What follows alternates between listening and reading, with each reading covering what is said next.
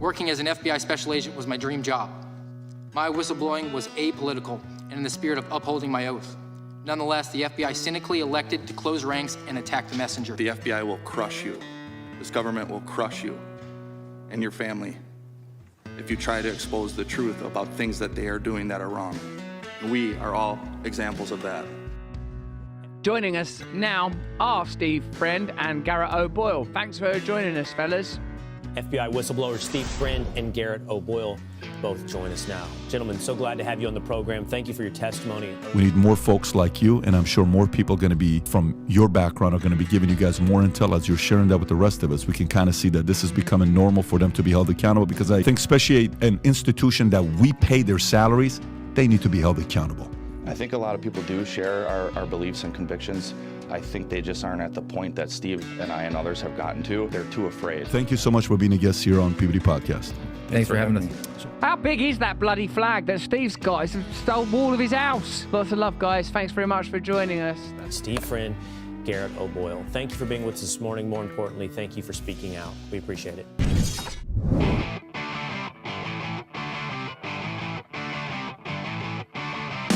You're in the information age, but facts are in short supply. Reject the noise, ask bold questions, and pursue the truth with FBI whistleblowers and founding suspendables Garrett O'Boyle and Steve Friend. This is the American Radicals Podcast.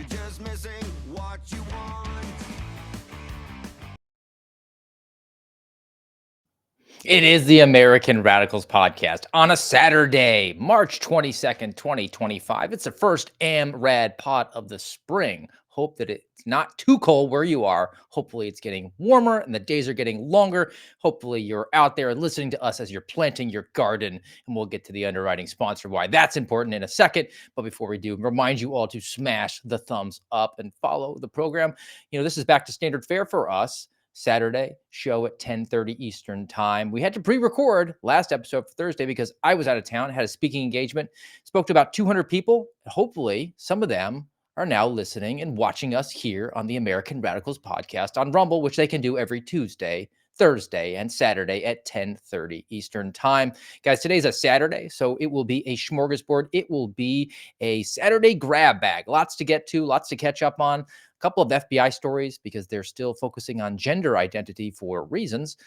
The Kamala Harris campaign is now part of a book about her just colossal failure as a candidate. And apparently she was really interested in the height of her chair because she's kind of a small person. France wants the Statue of Liberty back. And do we all have PTSD from coronavirus? An assessment in that regard. All of that and a whole bunch we're going to have to churn and burn to get through. Before we do, let's thank our underwriting sponsor of the day, and that is the True Earth Pharmacy. TrueEarth.co. TrueEarth.co is where you go to see what they have in not only the pharmacy, spelled with an F, but also with their fertilizers. So it's the planting season here in the second day of spring 2025. Check out what they have available. The squid extract is seeing some remarkable results. So if you're planting your garden, maybe you got a homestead, that's helpful. If you want to just do some personal enrichment, maybe you have some maladies afflicting you, look what they have available. They got the black turmeric, they got the milk thistle, they have all this huge abundance of stuff available, and you can get 10% off for using our promo code. Our promo code is AmRad25, AmRad25, and that'll get you 10% off store-wide, everything they have available. So take advantage at trueearth.co. So it's a Saturday. We're both in the seat. It is actually happening today. I get to see my friend. It's been a while. Let's bring on Garrett O'Boyle at GOB Actual. How you doing, sir? Haven't seen you for a few days. Hopefully you've been getting by. I appreciate you filling in for me yesterday on the Kyle Seraphin Show, Friendly Friday. Absolutely, Steve. Pleasure to do it. It's always fun to be the occasional friend on the Friendly Friday. So that was a fun time. But yeah, good to see you, man. How's the weekend going thus far? I know it's early in the weekend, but here we are. Look, every day is a Monday in the life of an indefinitely suspended FBI agent. A man after my own heart. And on that topic, let's talk about, I got a couple FBI stories. Let's just straight out of the box. Let's get to them and get them out of the way so we can talk about some other fun stuff and laugh it off. And there is some fun stuff to talk about with the FBI because they are under a new directorship, Dr. Patel, Deputy Director Bongino. Apparently, though, a change at the top, it's almost like we cautioned, a change at the top isn't necessarily going to change the Mm. cultural problems that they have there. What So would we know about that, Steve? Come on. the Daily Signal reports some FBI agents haven't gotten the message yet on gender ideology. Wait a second. Did they not get the message, or are they just doing what they want? Anyways. Well, they are doing background checks. Now, I know the Trump administration has limited and curtailed that responsibility to a certain extent, but they're still doing background checks where they send the agent out there. They got to do the Carla B FAD is the acronym, where you have to check off what the person's characteristics or character traits are, Huh. their I didn't even know that. associates. It's an entire acronym. But due to federal laws on discrimination, agents normally ask if the person is who's applying, they go talk to the neighbor, their friend, their family. They ask if the applicant has exhibited bias against any individual based on their race, color, sex, national origin, or religion. Those are the categories in the Civil Rights Act of 1964, Title VII. Hmm. But a source has now reported back that the FBI investigators are asking if there's any bias against people who are based on their gender identity, which is not a protected class according to Title VII of the Civil Rights Act. So they're continuing to just infringe a little bit Yeah. into that DEI category. And I do want to make sure I give an update because Daily Signal, after I pulled the story, updated the story. And because of the story and the source coming forward, because the FBI is very worried about leaks, has now said that they've already heard back and that the FBI has taken corrective action and they will no longer be asking about gender identity. Sure. Yeah, you should have been asking in the first place, you freaking losers. There's a couple things here for me. One, like you mentioned, not a protected class. So whose bright idea was it to ask about that in the first place? Two, yes, implicit bias, inherent bias is something that we need to try to avoid in law enforcement, but it's something that we also need to be aware of. We all have them. We've talked about this at least a handful of times here about how we all have our biases. And then the thing that should be in the forefront of our mind is that we have bias so that we can actively work against that bias. Because whether it was when I was an FBI agent or a police officer, if I showed up to whatever, I think police officer is probably a better example here because you actually interact with people far more than you do as as an FBI agent. So you say you show up to, I don't know, a domestic, and there's a white woman and a black man, and the white woman is saying that the black man that she lives with was beating her, but there's no evidence of that yet. So you separate the parties, you interview both, you try to come to a determination of what's the truth here. Did she actually get beat? Is she just calling it in because he was cheating on her, or got home late from work, or whatever? And I'm a white guy, right? So I shouldn't show up and be like, oh, I'm just going to agree with the white woman because one, she's a woman, and women are usually the victims of domestics, and two, she's white and I'm white. So I'm going to just let my bias take over here. No, no, no, no. And that should be the same with someone who has the false belief that they're some gender that they aren't, a made up gender, the opposite gender, uh, a neutral gender, that those things don't exist. You can't be the opposite. But as a law enforcement officer, I'm not going to show up and be overly rude to you because you still have a right to law enforcement services. But also, if I have a tweet about how gender ideology is false, that doesn't mean that I'm biased towards them. That means that I just stand for the truth. And so now the FBI is not going to hire me during the background check because they might find, oh, I don't know, Steve, Genesis 1:26 through 27 on my timeline. Well, that's exactly where I wanted to take it. That the language is always the issue, right? Have they exhibited bias against? Well, apparently, words are hate right now. Words are violence, Yeah. according to the communist left. So if you Your say words could literally kill somebody, Steve. Literally, "dude who literally. feels pretty," dude who feels pretty is a constant refrain that I like to have. That might give somebody a sense of bad feels. Ergo, I don't know, exhibited some sort of bias against dudes who feel pretty. I'm just stating a biological fact, and that is that there's XX and XY, but if they're using that, they're clearly just vetting out who are the woke people to bring in, right? Hmm. That's what basically boils down to. They are still selecting. It is not just a change at the top; it's a cultural No. problem, top to Yes. bottom, which is why the training that is going on now. I mean, we were kind of laughing about how they're going to have UFC fighters come in and teach defensive tactics because arm bars and ground and pound really are going to be a big assistance to put handcuffs on somebody. But they are having legitimate training about sleep habits. I had one of my moles bring us this one, which was fun. It's a little hard to read here on the screen. I'll just kind of alert you all. It comes from the FBI's Well-Being and Resilience Program, which is a thing that they What type of actually have. what type of person do you think is running that, Steve? You think one of these woke gender ideology freaks, or do you think someone who actually has a rational brain? Someone who's never exhibited any bias, quote unquote, against those who are dudes who feel pretty. So they wanted to have a seminar about building healthy habits, sleep hygiene. Join the Wellbeing Resilience Program for a sleep hygiene seminar tomorrow, March 19th from 1 to 2 p.m. Eastern Time, which means that you, as the taxpayer, funded the ability for 38,000 federal workers to take an hour out of their time where they're supposed to be protecting the American people against fraud and force to learn how to go to nappy time properly. You know what I love about this is the incessant false dichotomy that comes out of the FBI. On one hand, they want to claim we're working millions of hours a year to keep the American people safe. So that's why we can't slash the employment numbers here. Even though Donald Trump said he was going to slash employment numbers across the board, we're not going to do it here at the FBI because you, Steve, you need the FBI to keep you safe. And so we're going to work tirelessly and effortlessly.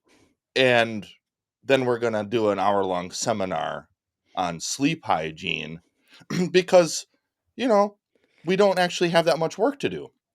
And I love it too because back in December, maybe January, whenever there was this dust up with the acting director Driscoll, the Driz, and they had this January 6th related survey, the big pushback I saw in mainstream media was that, well, if we spend time doing this questionnaire, we are we could potentially miss a terrorist attack. So we're not going to do the questionnaire because it's going to take literally 8 minutes out of our day to do. And so that's why we're going to push back against the DOJ because we are here to keep you safe. But then we're going to work out for 3 hours a day, or we're going to go to the sleep hygiene seminar, or we're going to go to the all hands annual field office conference that everybody has to go to headquarters city for. But we're going to keep you safe, Steve. That's really what we're here for. Travel is approved to headquarters city. You all can spend the night before, and we'll have an employee night out where we'll Yep. go to the bowling alley together. This is all Dude, done on the taxpayer dude, dime. have we ever talked about that conference? I don't know why it All just right, let's do this. We just had the flash of brilliance. And as a side note, I like how you had the Freudian slip where you said the FBI was going to work effortlessly. Oh, yes, we are winning today, Steve. Happy Monday. All right, let's talk about as an aside. It is that Saturday grab bag about the all employee conference, which they do at towards Christmas time every year. They have to check the box on training, and this is where they take advantage of it. But in my experience, that I was in the Omaha field office for the majority of my career, and you were in Kansas City for the majority of yours, so very similar. They were neighboring divisions. I'll have to see if yours is similar to ours. But all of the agents who were spread across the entire territory, not everybody was in Omaha. I certainly wasn't. We had people in different satellite offices. We all had to travel to Omaha, get there the night before. The travel was authorized, which means that the taxpayer picked up the tab. We used our government vehicles, government gas, got to a hotel. You paid us to have per diem while we were there. And they normally had an evening out the night before. It was an opportunity for a bonding experience. You can go to the bowling alley or some other arcade or Dave and Buster's type of experience. They would always try to come up with something like that. Bring your family, actually, too. And then the next day, we would all kind of suit up, wear our nice clothes, and show up together. And we sometimes would go to a offsite location. it was somebody we were trying to liaise with. One time we went to like a trucking company and they had a big giant auditorium and we sat there and we had mandatory like diversity training that we all had to check the box on. And we had a speaker. We had a speaker once who was invited who was like an anti-police person. And that came out, so they had to cancel that because there was a little bit of an employee revolt. But you have training and meeting after meeting after meeting, and they normally close it out around like 1:30, 2 o'clock, and then they say, "Oh, drive home. We need to give you the opportunity to drive home." Meanwhile, because everybody, for the most part, is from headquarters city in Omaha, they got the afternoon free, whereas the rest of us spent the rest of our day driving home. Yep, this is very similar to my experience. One year we had, oh man, he was the coach of Kansas State football. I forget. Snyder. Yeah, he's a well-known guy, but the year we had him, it's like, dude, this guy, he might as well have been Joe Biden, Steve. He was mentally defunct. And then too, I'm sitting there and I'm like, okay, football coach. I mean, I guess that's kind of cool, but I'm an FBI agent. I don't know how much crossover or parallel there is. Granted, I say that, and a couple weeks ago, I wrote a Substack where I harkened back to my basketball days. So there's building blocks there, I suppose. But I was talking about my 9-year-old daughter and my childhood and playing basketball and learning some basic principles that later expanded, or I was able to grow through the army, through law enforcement. But whatever. And the biggest one that stands out to me is the first one I went to, because I'm brand new in Wichita. We got there shortly after Thanksgiving in 2018. And then into December of 2018, we've got a government shutdown. And so my boss is like, "I'll lend you money. Do you need?" And I'm like, "No, we're good. We've touched on this recently, I think." And then we've got snow days. And I remember getting this email. I'm getting ready for work one day, and I get this email that said that the work was canceled for the day. And I called my boss, and I was like, "Hey, is this like a joke that you guys play or something? Or like, I don't want to get in trouble if I don't come in." And she laughed and she's like, "No, it's inclement weather, so you don't have to come into work today." And we had like 5 of those that month. And then right before Christmas, it's the SAC's conference or whatever it was called. And exactly like you said, you get per diem, bring your family, whatever. And so we drove up. I took my family up to Kansas City. That's where we wanted to be anyways, not down in Wichita, at least at the time. And we go out to dinner. We stay in a hotel. The conference was in that hotel. So my family is like at the pool all day while I'm at this conference. And we had a Holocaust survivor who spoke, which was pretty cool. But everybody's there. There's literally no work being done. So yes, effortlessly trying to keep you safe. Yeah. I mean, and as one more quick story about our all employee conference, I remember it was right after the Clinton investigation, right? Failures that went on. With And a cloth? so Chris Wray, he was installed as the director right after James Comey failed there. And he called all of the leaders from around the country, or some prominent people, to Quantico to sit down and have a sit-down lecture basically to them. And he told them that he did not want to have this just to be pushed down to the field like the regular agents. He said, "I don't want the agents out there to just get like another hour of training. There has to be accountability here." And I know that he said that because they video recorded it. And we were required to watch the video for an hour of him saying that. Well, there you go. That was the solution to that problem. And you talk about, I think it's Bill Snyder, who was former coach at Kansas State, maybe not having his mental faculties. Let's talk about somebody else who might not have their mental faculties.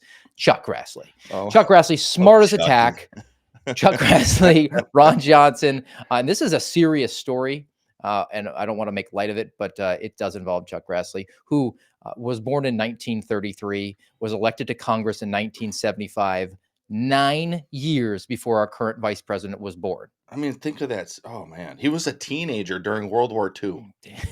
He was alive during the first FDR administration. Okay. All right. The FBI obtained Donald Trump's cell phone.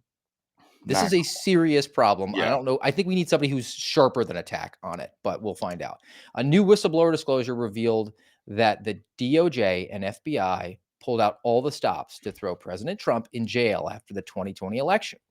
The FBI made the Trump case its top priority starting April 2022, searching Trump's government-issued cell phone. I didn't know that the president gets a cell phone. All right, and Yeah. spending $16,000 to conduct a blitz of witness interviews days later as part of a sweeping probe.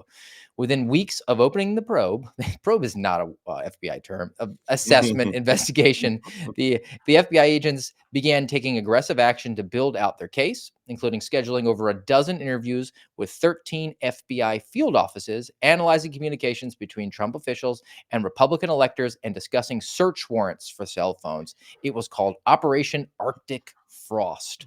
This is just yet another one of these investigations that were going on throughout Trump's term and then his term out of office. I mean, this one didn't even get publicity until now. And again, I would go back to, why is a whistleblower coming forward in Yes. 2025? That was my first question I was going to ask is where you been? If you've known this information since 2016 or whatever year it started, it's almost 10 years now. Or okay, let's say they even were put on this case in 2018. I don't know. Still, it has been years. And now, just because Donald Trump is the president again, you thought, oh, I'm safe. I'm safe. Now I can come forward. And as grateful as I am on one hand for a whistleblower coming forward with this information, I'm pretty disappointed and kind of pissed off at your cowardice, because this could have been blown wide open years ago. Or when you were working on it, why didn't you make efforts to, I don't know, contact the president, contact the White House, contact somebody on his staff and say, this is going on. The FBI is investigating a sitting president, and we've got records from his government issued phone, and we're actively looking into them, and we're going to do a bunch of interviews, and we're doing a bunch of interviews. And now we find out years later. And then on the other hand, what's the Trump administration going to do now? What do they do now? One, how do they protect themselves from a rogue FBI? And okay, great. Yeah, you got Kash Patel and you got Dan Bongino, the figureheads of the place. But it's still filled with people who want to do Arctic Frost 2.0. So I don't know, man. Everybody on the original Arctic Frost operation should be walked out of the building. And I can't get it out of my head right now. Does the president have the cell phone on him? Like, I don't think I've ever seen a president, regardless of who it is, like whip out a cell phone from his pocket. Never. It's always like an aide who has access aide. to it, which Yeah. you would think might compromise the ability to get on that phone, right? I mean, the president could easily say, even if there was something on there, like, I wasn't handling the phone all the time, Right. You've got a reasonable belief that the president isn't handling it. So, and I don't know, because it doesn't make it clear, did they get a search warrant for the phone? Or did they say, well, it's a government issued phone, so we don't need a search They warrant? don't need a search warrant, right?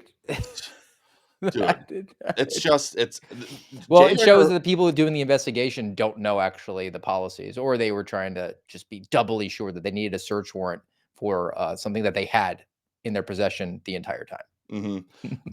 J. Edgar Hoover is cheering from the pits of hell about this, because this is what he's always wanted the FBI to be. He's always wanted it to be able to investigate anyone for any reason at any time, including a president. So he's getting his wish. Let's talk about who could have been president, because this one is funny. It's Saturday. Let's talk about Kamala Harris. We dodged that bullet.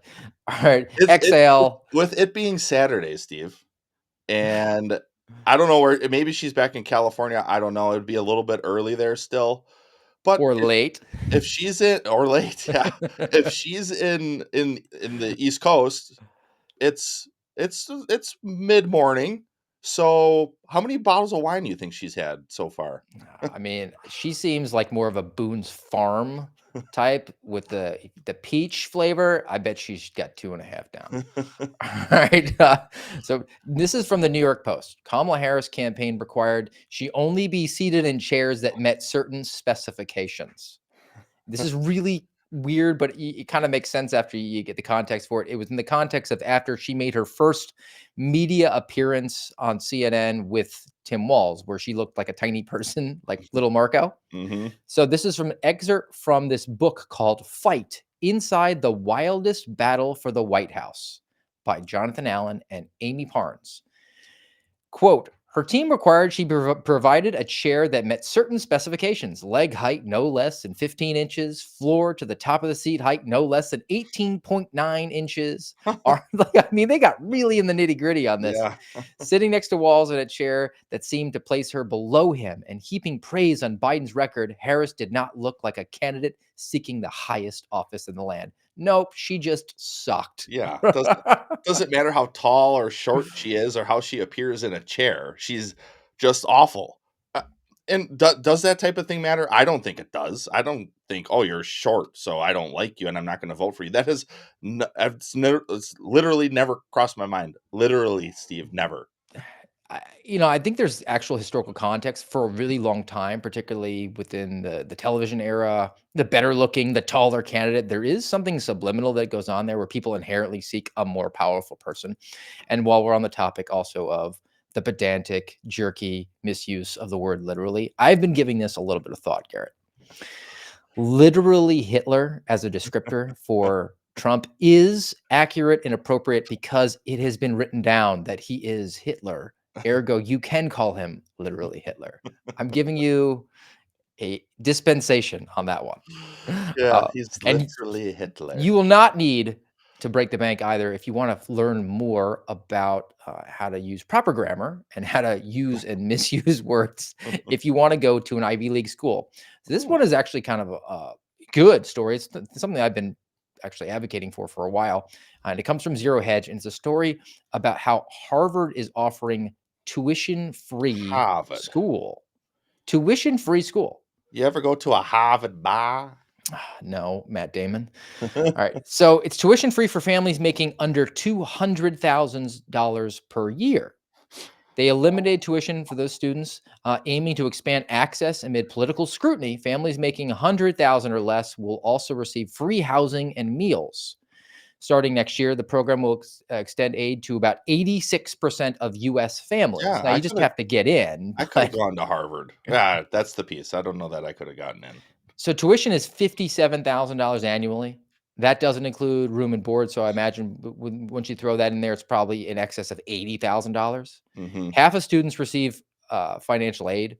Harvard previously required families making under $150,000 to contribute 10% of their income in order to get the financial aid.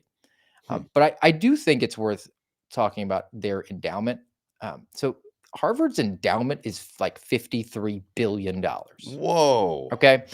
I don't know why any student ever has to pay tuition there. I mean, 80 grand.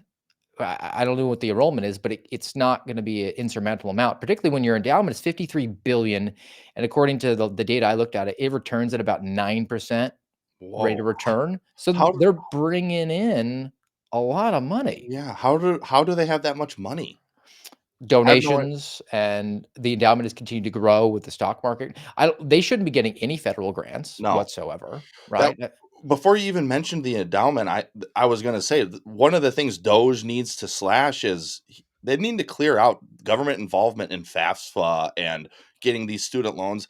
That's part of the reason why we've seen this mountainous increase in tuition over the last few decades is because government has their hands in it. So the schools say, oh, it's basically free money. Just hike it up and pass the buck onto the student and they'll pay it back. And then Joe Biden will try to forgive the student debt. And it's always because government sticks their hand in things that they don't belong in. There shouldn't be public, quote unquote, public, which is government. There shouldn't be government aid in any. If you want to go to higher education, figure it out, which is what we used to do. And tuitions used to be a lot lower, even when you would adjust for inflation and things like that. I mean, I think it would be pretty laudable for a university, particularly one of high prominence that is bringing in about $5 billion a year of return on their endowment. And because of the alumni network, I'm sure they get lots of donations too from high net worth individuals, people of prominence. So that endowment will continue to grow from the additional donations and from the growth that they have in the stock market. And then also they're not using the endowment to build buildings. Those are other billionaires that are donating that. Right. Why not actually message it as, look, you don't have to pay a single cent of tuition to come here. We are just about Veritas. to teach the truth here. University, not diversity, one truth, not Yes. multiple truths. Look at that. He's a professional, folks. Hey, man. So that's free. That's in the United States. I think that's a good thing. But when you talk about free stuff from the government, that's always a bad thing. The only good part about this next one is that it's not our government, but I think it's sort of a cautionary tale. This comes from across the pond in the UK. Do you want a brand new BMW? Sure. Either pay £52,000 or tell the DWP, that's like just the welfare office, about your mental health. Whoa, what? Oh, man. Yes. You know, you think things are bad here, and then you see a story like this. So the facts around this are fantastic, and it's just a cautionary tale about what happens with the government program, which is the closest thing you get to immortality. If you want a brand new BMW i4 M Sport, you have two choices. First is to lay out the full £52,000. The second is to tell the DWP that your mental health makes it hard to leave the house.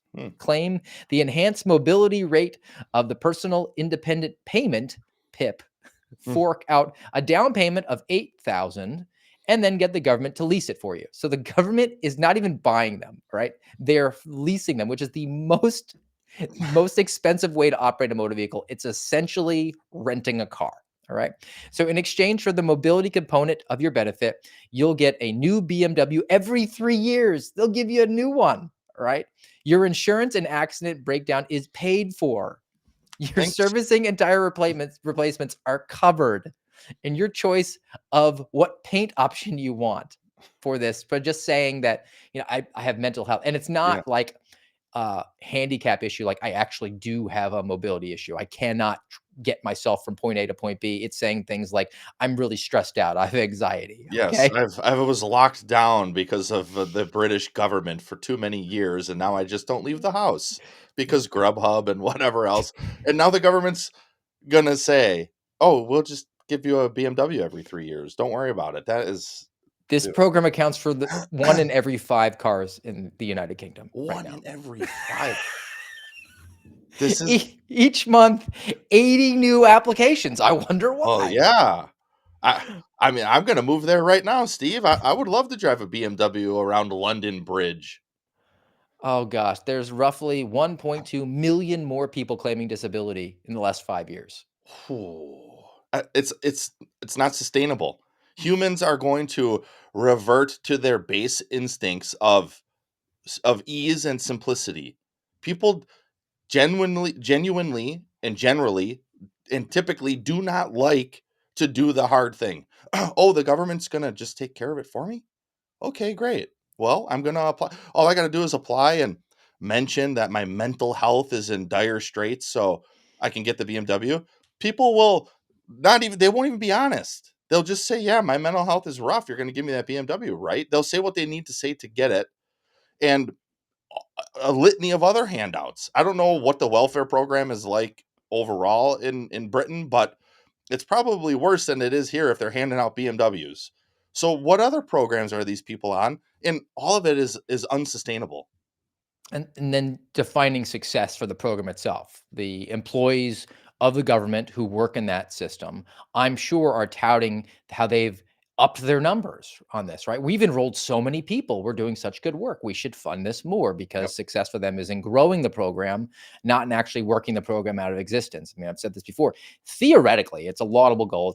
It'll never be, it's unattainable. But if you have a government program, you should work your way out of a job. Right. If you're a Department of Justice, if you're an FBI, you just want to come in one day and be like, we have defeated crime.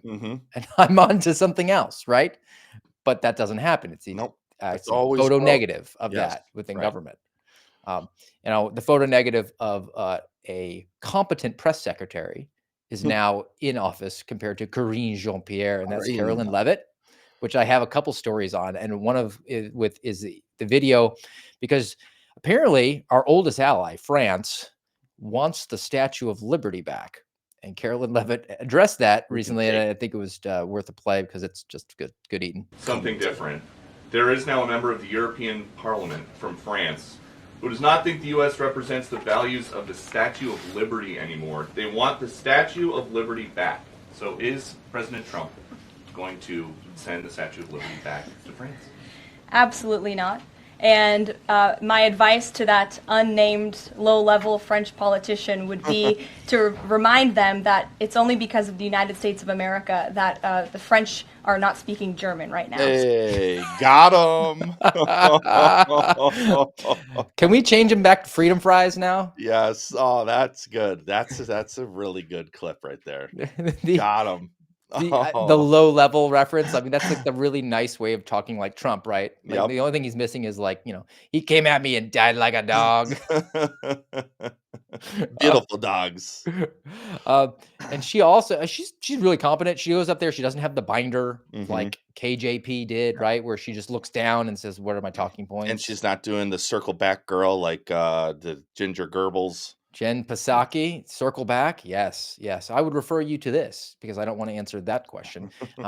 And we've talked about before the White House Correspondents Association that wanted to control the media who was allowed in that press conference.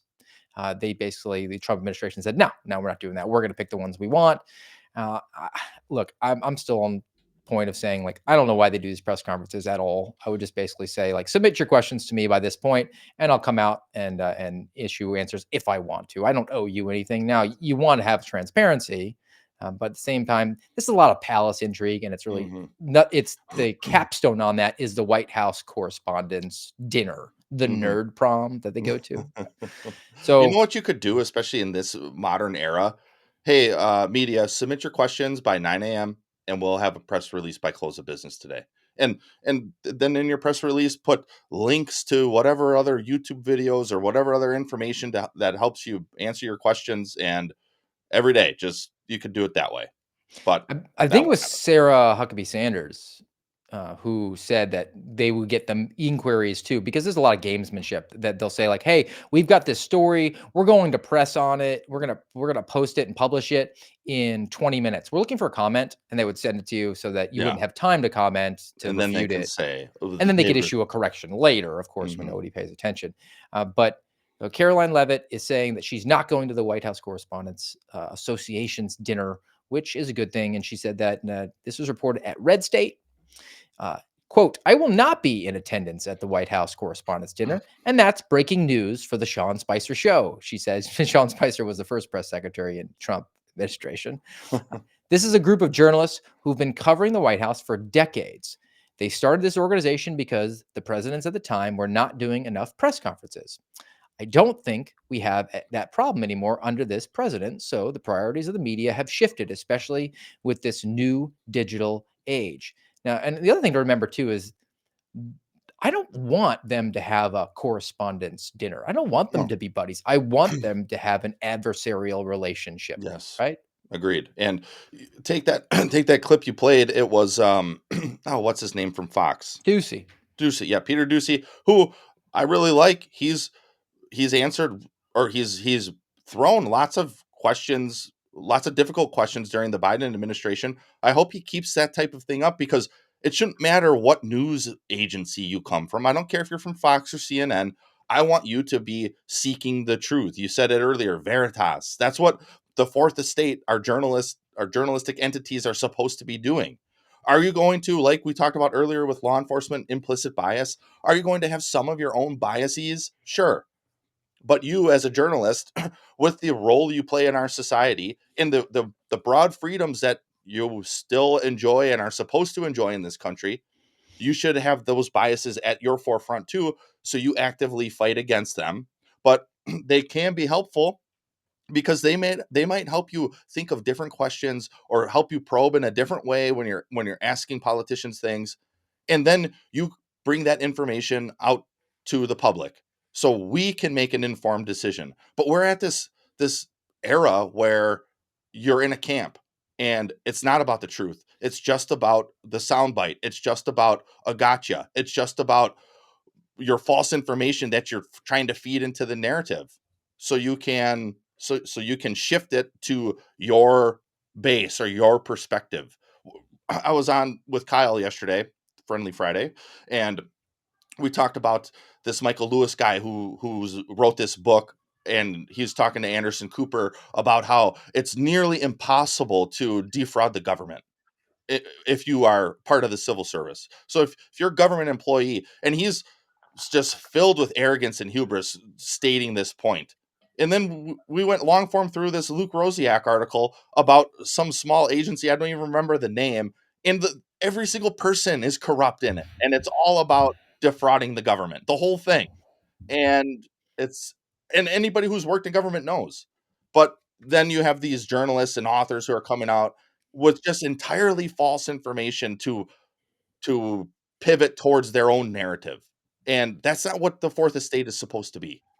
The premise that it's impossible to defraud the government as an employee is laughable. Yes. I mean, the best, when I say that, I mean, quote unquote, best government employees, the guys who know every single way to get around it. Yes. They are legion within the agencies and legendary. I mean, it's been a while since I talked about it, but my first training agent, he had me come in on a Sunday. He said, "Hey, we got to go and do an interview." So he said, "So we're going to do it on a Monday. So come in on a Sunday, our evening time. We'll take credit for working Sunday night differential. But all that means is we showed up at the office after 5 p.m. and we drove a couple of hours to where we had to go do the interview, which was like 2.5, 3 hours away. We each took our own vehicle. So we got full day, took credit for Sunday night differential pay, which is a pay bump for 8 hours. And then Monday happened to be a holiday. So we got holiday pay for then having an interview. And why did we have to have this interview? It was a cold case homicide investigation. And the interview was with an individual who was locked up in jail. So it wasn't like we weren't going to find him. It wasn't like we couldn't just go on a Wednesday in the middle of the day, but we planned it out for Monday on a holiday. And we walked in, identified ourselves, and then he said, "Yeah, I'm not going to talk to you," and just immediately invoked. So we were done. And then at that point, that training agent of mine, he had family in town there. So he went and hung out for the rest of the day. I drove home, and then he said, "Oh, make sure you take Friday off because that's your regular day off. So now you'll have a 3-day weekend, which you would have had with the holiday weekend. But now I've given you Sunday night pay and holiday pay and just deferred your 3-day weekend 1 week." Isn't this a way that, we know how to work the government? Mm-hmm. And that's allowed. That's apropos for government work. And rarely are you going to find a supervisor who's going to even question it. They're going to assume you're doing the right thing, especially in a place like the FBI. They're going to assume you're doing the right thing, that you have some integrity. But no, he's just trying to work it so he can get his rescheduled day off and get a long weekend on the back end. And the office isn't busy, and we're not going to be at the office a ton anyways because we're traveling to go do these interviews and whatever. And but no, Steve, it's impossible to defraud the government. It's impossible, as evidenced by our next story, Fani Willis. Fani. Do you remember her, Fani? I sure do.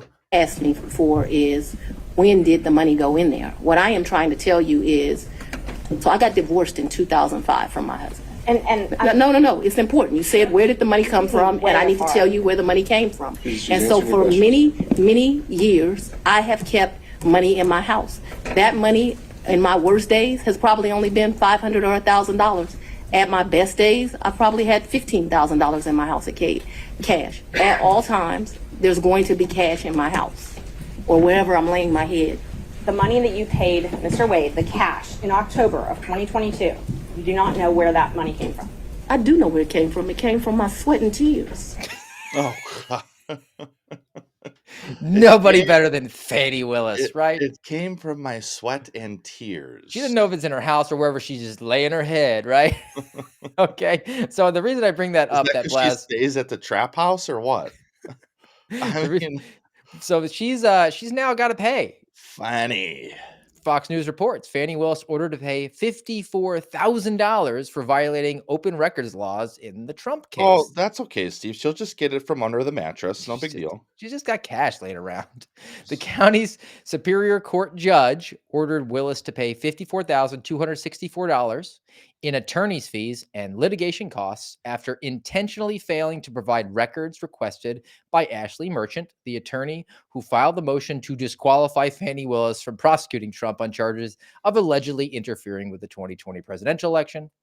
The judge stated that Willis's office failed to provide documents related to employment of Nathan Wade, who I've actually seen. And he was the special prosecutor, basically her boyfriend. She bilked the Fulton County taxpayers out of money to hire her boyfriend, her boy toy, as a special assistant district attorney.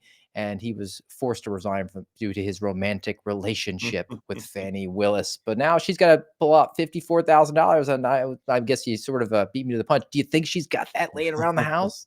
I'm sure she does, or wherever she lays her head, she'll gather it from the different trap houses and her actual house, and I'm sure 54,000 will be a small hurdle for her to overcome. All right. What do you feel about the sun monster these days? The pagans, the climate pagans. Is there a way that we can all do our part, do our fair share? I mean, we are existing in a digital time. So my question to you, Garrett, is how many emails are you sending a day? Because this is a story that needs to be covered, comes from theconversation.com. Can sending fewer emails or emptying your inbox help fight climate change? I'm gonna say no. I mean, are they burning coal to keep my email box working? I don't think so. This is on par with just put a Ukraine flag emoji and virtue signal, right? Like I'm down for the fight, but I'm not really willing to even do anything other than raise a finger and click delete. But in a recently published paper, we found that some iconic digital activities, such as sending email, contribute marginally to the annual carbon footprint of information and communication technology users. A person's average annual email usage produces between 3 to 40 kilograms. I don't even know what that is. Speak American.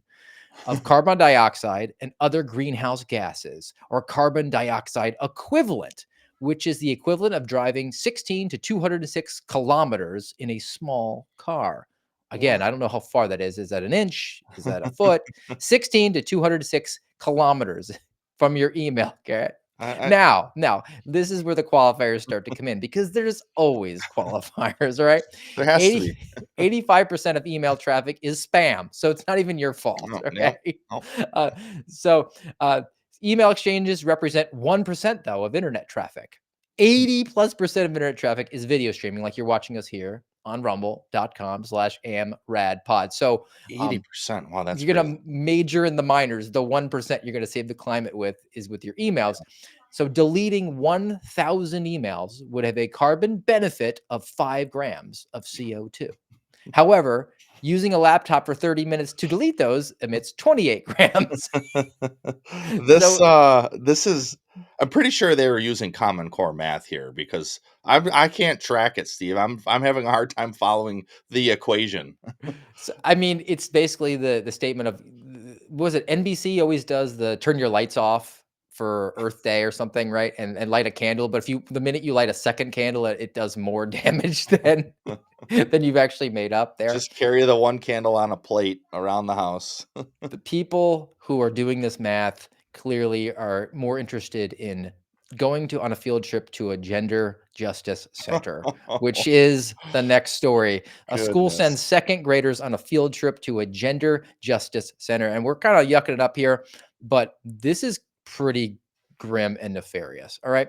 Students at Fleetwood Elementary School in New Jersey scheduled to attend this field trip at the Alice Paul Center for Gender Justice. Quote, we acknowledge that trans, non-binary, and gender non-conforming people have the right to self-identify their gender freely and without anxiety. So clearly they don't have a bias against dudes who feel pretty. Mm-hmm. The notice that was sent home to moms and dads had very clear instructions. Quote, there will be no parent chaperones for this trip. And they told kids to bring cash only, so that there would be no paper trail of any sort of purchases that they made there that would have attributed what was going on to this gender justice center. Get your kids out of government school. I know a lot of people, myself included in the past, comes up with all sorts of reasons why we can't, quote unquote, can't. It's too difficult. Both my wife and I are working, whatever, fill in the blank excuse. Get them out of government school. We homeschool. Steve sends his kids to private school. I'm not saying you have to do what I do or what he does, but what you absolutely must do, which I rarely speak in absolutes like this, but you must get your kids out of government school. You have to. Just this story right here should be enough. Oh, well, I don't live in New Jersey. Okay. It has seeped in everywhere. Just yesterday. I don't even remember the name of the town. Some tiny place here in Wisconsin. These girls in this high school, they filed a lawsuit because of this gender crap. Because some principal or teacher or whoever was wandering around scolding these teenage girls because they didn't want to go in the freaking bathroom because a boy was in the bathroom who was a creepy dude who's claiming he's a woman, who's not. He's just a sexual deviant. And then they're like, well, we're just going to go to the locker room. And then the teacher's getting mad at them. And it's everywhere. I don't care what we've covered many articles, not just in New Jersey, many stories like this with this gender crap. All you got to do is go on Riley Gaines's Twitter feed and you'll find a litmus amount of them. It is everywhere. Government has replaced God and wants you to bend the knee and is trying to force you to bend the knee. What do you mean you're not going to let there be any parent chaperones? Then my kid's not going because I'm going to chaperone, or another parent who I trust is going to go. And then the school says, no, you're not allowed to. They don't give you permission over your children. That is your child is your responsibility. We've talked about it many times here in Proverbs. It says, raise up your child in the way they should go, and when they're old, they will never depart from it. That is your job and your duty, not the government's. And now the government is trying to take that responsibility over, and it's been a slippery slope for decades. And they don't want you to have a say in what your kids do or don't do. And then they're doing this crap, cash only. What type of nefarious crap are you going to get into? The gift shop, I'm sure they'll show up at home with a nice Pride Progress flag, right? It looks like you just vomited out colors like a drunken leprechaun who probably drinks Boone's Farm with Kamala Harris. All right. Garrett, where does it always go back to? COVID. Which is where we're going to close it out today. I've got two stories. One is more intellectual. It comes from the Brownstone Institute. It's worth reading. It's not too long. Brownstone, that's it. That's the place. I love that place.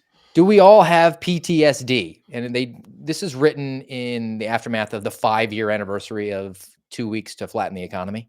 So in 2024, Brownstone Institute commissioned a closer look. They basically determined that we've been in a technical recession since 2022, and there's been no recovery since 2020. This is when we came off and said, like, we could just push pause on the economy. That's entirely possible.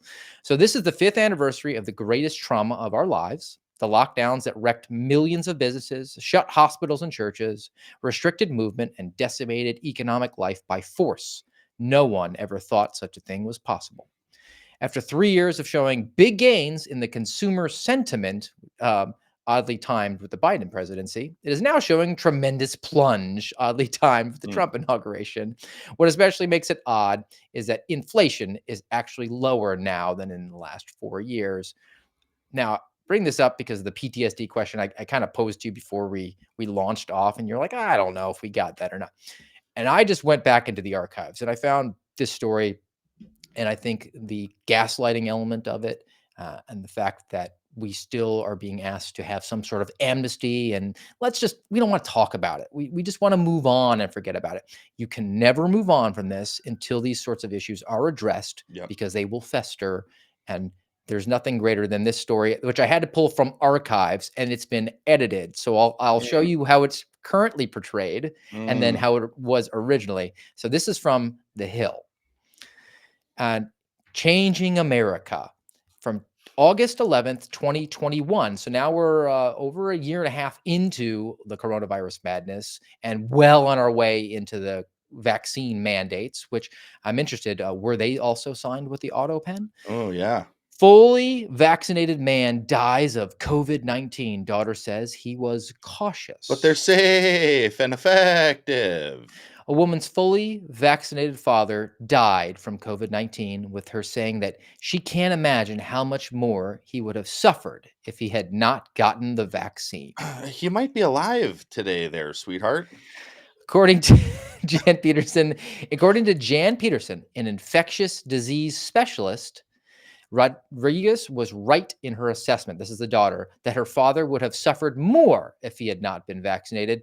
Let's go then to where it originally was shown, where one of the bullet points under the article headline said, Doctors said the condition of the father could have been worse if he was not vaccinated at all. How does it get worse than dying, Garrett? It's an impossibility. That doesn't even make sense, Steve. It doesn't even make sense. We Could have been have worse. PTSD. Could he? What was he going to turn into a zombie? I mean, what would be worse than death? Well, he wouldn't have been able to genuflect and Karen his way across the entire society and say, I'm a good person. I've been vaccinated. And in August, boosted maybe twice at that point, right? His life would have been far worse. He wouldn't have had those couple of months there before his heart exploded of saying he was just a better person than you. Of course he was. And he's dead now for it. So good for him, I guess. Shameless plug here. I'm going to pop this up real quick. This is my Substack. This is one I put out this week. I called it Irish Spring. I bring it up because, of course, as you just mentioned, it always goes back to COVID. But in this, I basically leap through a few hundred years of Irish history, but I arrive at the present day. And near the end, and I don't want to touch on it because I'm trying to just keep the thing moving, but there's a few glaring issues in Ireland that kind of resonate, I think, everywhere. And part of that reason is why I put them in at the end. One of them is COVID. And I mentioned this with Kyle yesterday. 75% of people in Ireland who were polled in 2022 said that they believe that their government was acting in a way essentially to save their own face and their own reputation than they were to take care of the people or to actually care about public health. And there was one article I read trying to research for this, and it was about the post-traumatic stress that people are facing. And they interviewed a young woman who's now in college, and she was talking about, and I don't even get into these details in this, but she was talking about how at that time she was in high school and how her and her friends all have just tremendous anxiety even to this day. And that's worldwide. And I really think that in a way it goes to what we've been doing here at the end of the show recently with Pastor James Coates and Ephesians 6, because I think it was on Thursday, it might have been on Tuesday, we played the clip where he talked about how you have to be an absolute fool if you don't believe that there was a satanic and evil spiritual forces at play to get the entire world to buy into this lie, this massive lie. And I guess I could just go right into it this week, but it's imperative that we don't forget COVID. It's imperative that we continue to talk about it because, like Steve mentioned, it was 5 years ago this past week when we locked everything down or started to lock everything down. And don't worry, it's only going to be 2 weeks. We got to slow the spread and we're all in this together. The global society, which that's another satanic twist and lie. The global society, we're all going to do this for one another. It's a falsehood. And we'll go right here, I guess, to Ephesians 6 one more time. Maybe 2 more times. I don't know. We'll see. But Ephesians 6, starting in verse 10, finally, be strong in the Lord and in the strength of his might. Put on the whole armor of God that you may be able to stand against the schemes of the devil. For we do not wrestle against flesh and blood, but against the rulers, against the authorities, against the cosmic powers over this present darkness, against the spiritual forces of evil in the heavenly places. Therefore, take up the whole armor of God that you may be able to withstand in the evil day, and having done all to stand firm, stand therefore, having fastened on the belt of truth, and having put on the breastplate of righteousness, and as shoes for your feet, having put on the readiness given by the gospel of peace. In all circumstances, take up the shield of faith with which you can extinguish all the flaming darts of the evil one, and take the helmet of salvation and the sword of the Spirit, which is the word of God, praying at all times in the Spirit with all prayer and supplication. To that end, keep alert with perseverance, making supplication for all the saints, and also for me, that words may be given to me in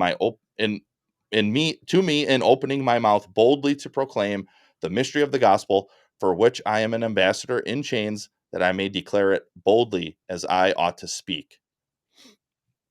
And then we'll go here, play a minute or two of this great sermon again. And I would just say this, I'm not the judge. Christ is the judge. He sits on the judgment seat. But when I survey the landscape of the church, she has both failed to know the truth, and she has both failed to walk in a manner consistent with the truth. Failed on both fronts. Has not girded her loins with truth. And you must, if you're going to stand firm. 2, the armor of righteousness. The armor of righteousness, second half of verse 14. It says there, and having put on the breastplate of righteousness. Now, the breastplate was a plate of steel that guarded the vital organs of a soldier. And this breastplate is even referred to in Isaiah 59:17, where it depicts Yahweh as having put on the breastplate of righteousness. And the question that comes to us at this juncture is, what does the breastplate of righteousness refer to? Does it refer to positional righteousness, the imputed righteousness of Christ, or does it refer to practical righteousness and our obedience? And the answer is yes. It refers to both, since again, the two are inseparable. And so to put on the breastplate of righteousness, one must be imputed with the righteousness of Christ, and then on the ground of that righteousness must be one who is committed to Spirit-empowered obedience. The kind of obedience that is resolved to obey in the face of any and all opposition, regardless of the outcome or cost. That piece right there, regardless of the outcome or cost. Sorry to take over here, Steve, but I'm just going to keep going a little bit. Regardless of the cost, to be obedient, to put on the breastplate of righteousness, to stand boldly for the truth, to not send your kid to the gay justice museum or whatever, to say no when Caesar no longer stands for what is good and no longer punishes what is evil, when government has flipped good and evil and now points to you for trying to do what is good and what is right and what is true and says that that is evil. We have to be ready. We have to be prepared. And yeah, that's it. That's it for me. I'll stop. It's a Saturday. Well, I had the opportunity to go up and visit some family, took my boys with us, and I palate cleanse for the day is just, I saw this and I thought, yeah, it's going to be my boys when they grow up, because, you know, boys never grow up. You know that, Garrett, right? Indeed. Take it!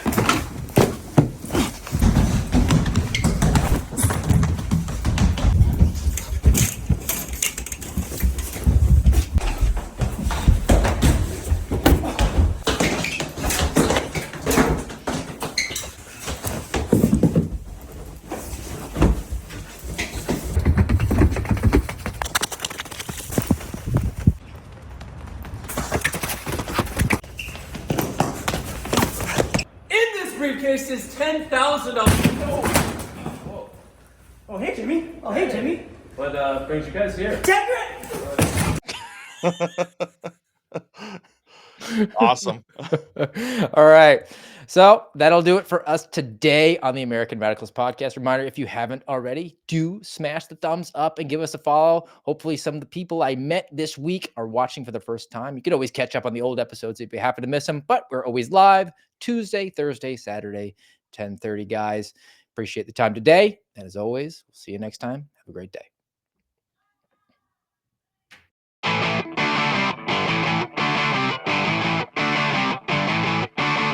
You've been listening to the voice of the Suspendables on the American Radicals podcast. Follow us on rumble.com/AmRadPod.